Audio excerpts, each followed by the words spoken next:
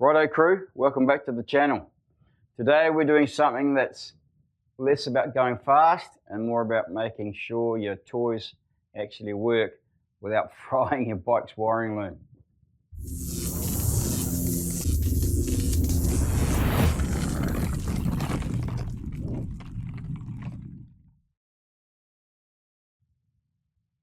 We're talking about accessory fuse boxes, what they do, why you need them, and how we're going to fit this little unit that I picked up off AliExpress onto a bike that's starting to look decidedly messy and untidy around the battery. Whenever I pop the cover off and have a look, try and squeezing one more set of wires onto the battery leads. Why bother with a fuse box? So here's the deal. If you're running heated grips, USB chargers, fog lights, GPS, radar detector, whatever other accessories you feel like powering, and you're powering them all directly off the battery with cheap inline fuses, just stop right there. It works kind of, but it's messy and it's hard to troubleshoot, and it's just one short circuit away from a smoke show. A proper accessory fuse box keeps everything essential clean and protected. And if you use one with a relay like this one has, you can set it up so accessories only power up after the bike's running. No more flat batteries from forgetting to unplug your phone. Hasn't happened to me, but it does happen. So there's several options out there, but I grabbed a no-name off AliExpress for under $30 delivered. This same one can probably be found in your local bike shop under a different brand. I'll put a link to this one in the description for those that are AliExpress comfortable.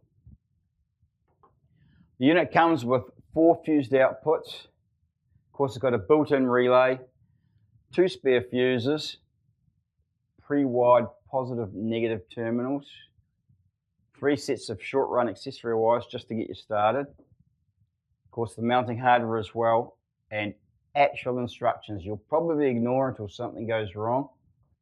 It's good quality, not particularly water resistant, but it is compact enough to hide under most seats or panels. So a bit of tech before we dive in. Here's what you need to know before the installation. Total draw. Add up the amps of everything you're running. If it's under 20 amps total, this kit will handle it no problem at all. The relay rating, it doesn't specify this on the unit. It's triggered via whatever ignition source you choose to wire it to. Fuse ratings, you can swap out the individual blade fuses depending on what each accessory needs. Don't overfuse just because you can. Okay, let's get it mounted. Step 1, pick a spot under the seat, tool tray, or behind a side panel. You want it tucked away but accessible for future accessory swapping, or maybe swapping out a fuse. Pro tip here, leave enough slack in the wiring so you don't need an octopus's arms to change a fuse roadside. It'd be handy to be able to just pull out the unit if you can, or at least have easy access to it. Step 2, run the main power leads to your battery. Red to positive, of course, black to negative. But don't connect it up just yet. Let's do some other bits and pieces first. That'll be the last thing we do. Tap it into your switched 12-volt source for the relay trigger. You can use a tail light, horn wire, accessory plug, something that's going to be live once we hit the ignition switch. Step 4, plug in your accessories. Label the wires if you're smart, or just promise to remember them like the rest of us. I'll be labeling them these days. Fuse check. Match each accessory to proper fuse.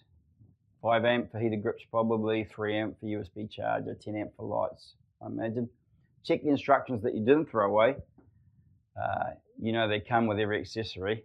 If they're gone, then you might get lucky with a sticker on the back of the device. Otherwise, Google's your friend. Right, have a final tidy up, zip ties, heat shrink, all the usual cable maintenance and housekeeping. Reconnect the battery, test everything, and enjoy your clean setup, like the electrical god that you are. So there you have it. Accessory fuse box installed the right way. Clean, reliable, and way better than the spaghetti mess of some of us started with when we get carried away with all those must-have accessories. If you've got any questions, just drop them below, or tell us how you nearly melted your bike saloon with dodgy wiring setups. We've all kind of been there. And hey, if you found this useful, please consider subscribing. We've got more maintenance, ride prepping, and fuse blowing content coming your way in the future. All right, you good roosters. Cheers from down under. Safe riding, and I'll see you out on the road sometime.